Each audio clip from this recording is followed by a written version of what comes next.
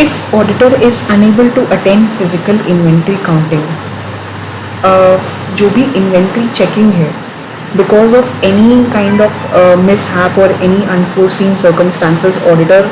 नहीं कर पा रहा है, फिजिकल काउंट्स नहीं कर पा रहा है, दूसरी डेट पे परफॉर्म हो रहा है, तो उसे रिकॉर्ड करना ज़रूरी है.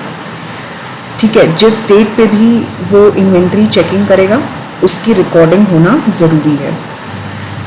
बेसिकली यहाँ पे मेंशन्ड ये है, इन लोगों ने एम्फसाइज किया है कि अगर डेट दूसरी, क्योंकि डेट पहले से ही रिकॉर्ड कर दी जाती है, मैनेजमेंट को इन्फॉर्म कर दिया जाता है कि इस डेट पे इन्वेंट्री चेकिंग होगी, लेकिन अगर मान लीजिए चेंजेस हैं between the count date and date of financial statements,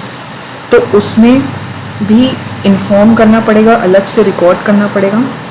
और अगर अटेंड ही नहीं कर पा रहा है ऑडिटर, तो उसके रीजंस, उसके बेसिकली उसका एक नोटिस ऑडिटर को देना पड़ेगा. फिर यहाँ पे मेंशन्ड है attendance at physical inventory counting is impracticable. बहुत सी सिचुएशंस ऐसी होती हैं कि ऑडिटर प्लान तो कर लेता है कि हमें फिजिकल इन्वेंट्री चेकिंग करनी है, इस डेट पे, इस लोकेशन पे, मैनेजमेंट से भी डिस्कशन हो गया, लेकिन कुछ ऐसी सिचुएशन अराइज हो गई जिसकी वजह से इन्वेंट्री चेकिंग इम्प्रैक्टिकेबल हो गई. तो उस केस में ऑडिटर जो है उस हिसाब से अपनी ऑडिट रिपोर्ट को मॉडिफाई करेगा, चेंज करेगा कि क्वालिफाई करना है, क्वालिफाई नहीं करना है, दूसरे प्रोसीजर्स कैरी आउट करेगा, प्रॉपर रिकॉर्ड्स देखेगा, जो भी इन्वेंट्री चेकिंग मैनेजमेंट की तरफ से हुई है, इंटरनल मैनेजमेंट की तरफ से हुई है, इंटरनल ऑडिट के फॉर्म में हुई है, उसकी रिपोर्ट्स चेक करेगा, उस हिसाब से अपनी रिपोर्ट फॉर्म करेगा. जैसे इंटरनल ऑडिट्स हो गए, इंस्पेक्शंस हो गए, उसमें जो इन्वेंट्री चेकिंग हुई होगी उसकी प्रॉपर डिटेल्ड रिपोर्ट लेगा उस पर्टिकुलर ऑडिटर से, क्योंकि उनके ऑडिटर्स डिफरेंट होते हैं. मैनेजमेंट से डिस्कस करेगा कि उन्होंने जो चेकिंग करी है उसके क्या क्या रिकॉर्ड्स हैं, उसमें क्या क्या डिफरेंसेस हैं, फिर उन्होंने उसके लिए क्या क्या बेसिकली स्टेप्स उठाए. तो वो सिचुएशन तब अराइज होगी जब फिजिकल इन्वेंट्री काउंटिंग इम्प्रैक्टिकेबल हो जाए. उस केस में ऑडिटर को दूसरे मेथड्स पे रिलाई करना पड़ेगा. फिर यहाँ पे वो केसेस दिए हुए हैं कि जब अटेंडेंस इम्प्रैक्टिकेबल, और बाकी इसके अलावा केसेस दिए हैं जब आपको एज एन ऑडिटर लगे कि आप ऑडिट एविडेंस ऑब्टेन नहीं कर पा रहे हैं, तो उस केस में मैनेजमेंट से भी मान लीजिए बहुत ज़्यादा डिस्कशन हो गया, क्वेश्चनिंग हो गई, ऑब्जर्वेशंस भी लिख ली, बट मैनेजमेंट उसे चेंज करने को तैयार नहीं है, तब लास्ट ऑप्शन बचता है ऑडिटर के पास, क्योंकि उसके पास पूरा राइट है, एक्सेस है. तो फिर वो फाइनेंशियल स्टेटमेंट्स रिव्यू करने के बाद अपनी रिपोर्ट क्वालिफाई कर सकता है, या तो क्वालिफाइड ओपिनियन दे दे या एडवर्स ओपिनियन दे दे. अब यहाँ पे एक पॉइंट और मेंशन्ड है कि अगर मैनेजमेंट से सपोर्ट नहीं मिलता है डिस्कशंस होने के बाद भी, तब फिर ऑडिटर जो है वो थर्ड पार्टी से रिक्वेस्ट करेगा.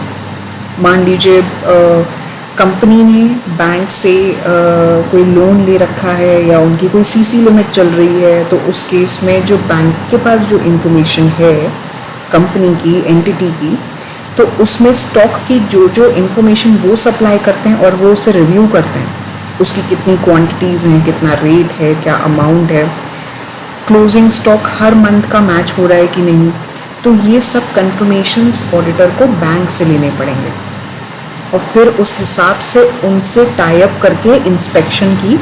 प्रोसीजर्स कैरी आउट करने पड़ेंगे. जैसे अगर बैंक अपने एंड पे कर रहा है तो वो ऑडिटर से टच में रहे और उसे बताए कि हाँ ये मंथली स्टॉक और रिपोर्टिंग स्टॉक वैल्यूएशन निकल के आ रहा है और ये लिमिट चल रही है और इसे ओवरड्रॉ नहीं किया है क्लाइंट ने, यानी कि एंटिटी ने या कंपनी ने, तो इनकी लिमिट इन ऑर्डर है, आउट ऑफ ऑर्डर नहीं है. तो ये सब कंडीशंस होती हैं अगर इम्प्रैक्टिकेबल है, ऑडिटर के पास और कोई मींस नहीं है फिजिकल इन्वेंट्री चेकिंग की, तब फिर वो ऑल्टरनेटिव प्रोसीजर्स कैरी आउट करता है. अब यहाँ पे एक इलस्ट्रेशन भी मेंशन है, वो illustration please go through it. और इसके अलावा जो टॉपिक स्टार्ट होगा वो होगा लिटिगेशन एंड क्लेम्स, जो कि नेक्स्ट क्लास में होगा. और अगर ऑडिटर किसी एक्सटर्नल लीगल काउंसिल की हेल्प लेता है, सपोर्ट लेता है, तो उस केस में कैसे वो रिस्क को असेस करे, एवेलुएट करे।